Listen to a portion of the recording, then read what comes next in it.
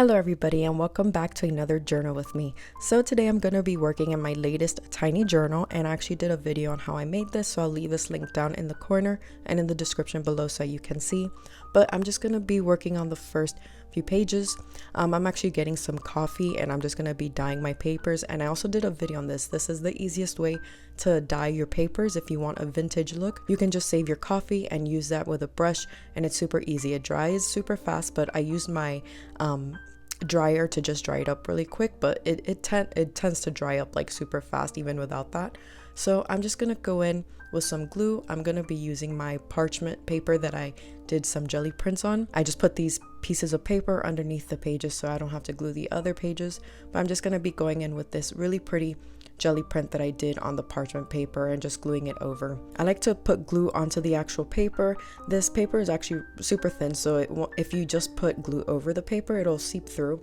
But I just like to add more onto the paper just to kind of make sure that the white parts of the paper don't show.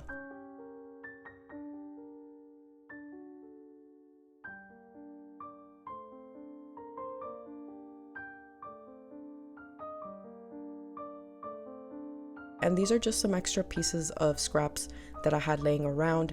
I like to use like just really tiny paper scraps in my really tiny journals. It's perfect. Like this wouldn't work very well in a bigger journal, so it works very well with tiny journals. And I enjoy tiny journal spreads more than like larger journal spreads. I don't know why, I really enjoy them. They're so cute and tiny.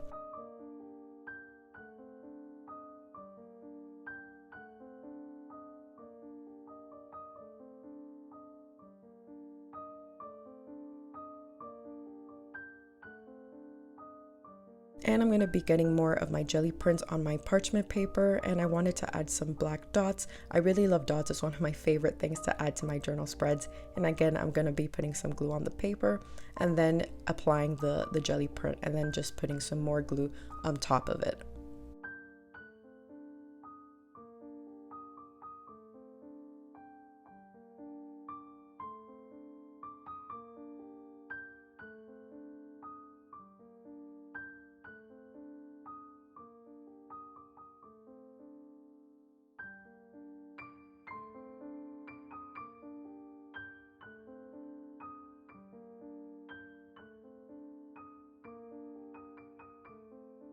Now I'm going to be getting my little case. This is where I keep all my tiny journaling items. This is from whatever I cut out of like books and magazines. I store them in this little tin.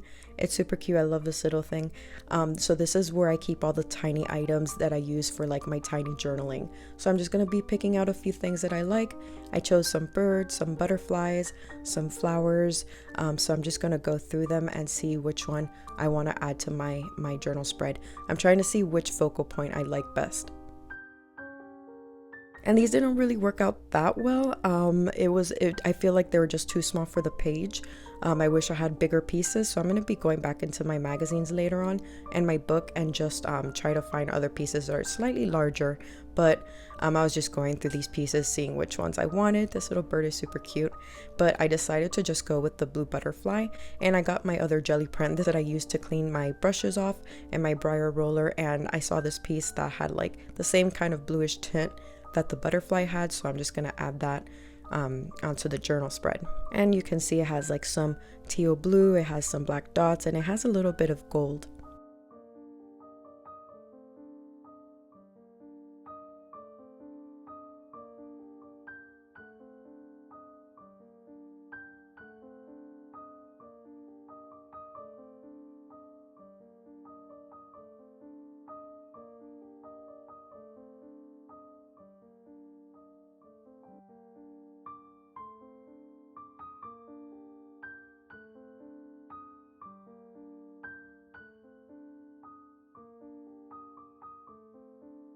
And actually, I wasn't liking the butterfly because it was just too small, and I also wanted some more white added to the page. So I checked out this little flower from one of my botanical books that I have, and I really liked the way it looked. And I'm getting this other piece of jelly prints that I made, and I really like these colors. I really like the red and yellows with the blues, so that's what I'm going for right now.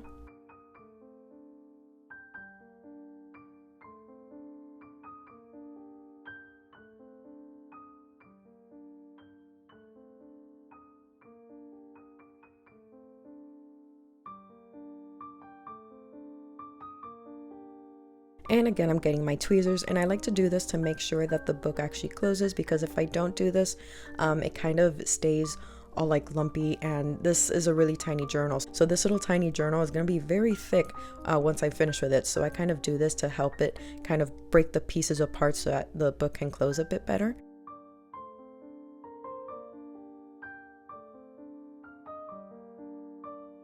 So I'm just adding some more glue here, then I'm adding the flower, and I really like the way the flower looks with these colors.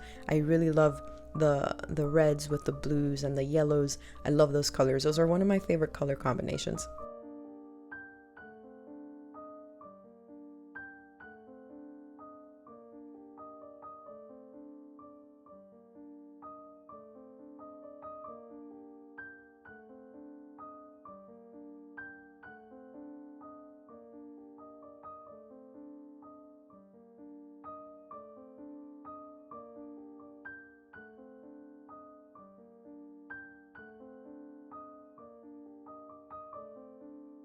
And now I'm going to be grabbing an oil pastel and my color pencils, and I'm just going to use this to make some more marks on the page.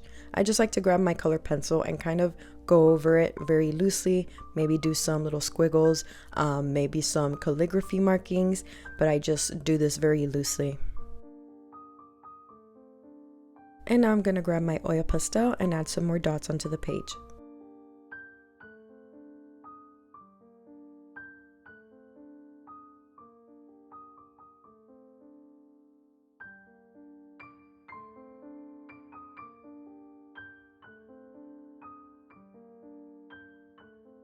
And now I'm going to get this piece of paper so that I can write some quotes on there. I was trying to find something from a book, but I couldn't find anything that I wanted to add. So I went with this simple quote, just wild beauty. I really like that. I thought the spread was very wild and funky and beautiful. So I just went with this simple quote. I usually don't like my handwriting, but I really like the way that this came out, especially with this spread. It looks very wild and funky as well. So I thought it worked quite well for this spread.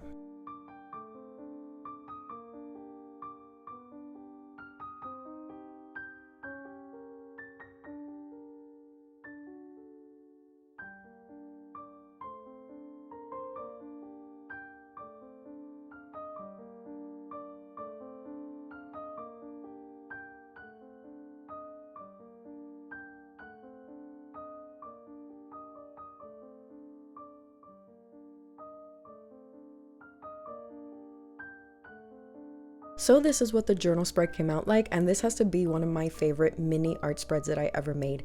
Well, I hope you guys enjoyed this video, and I'll see you all in the next one. Bye guys.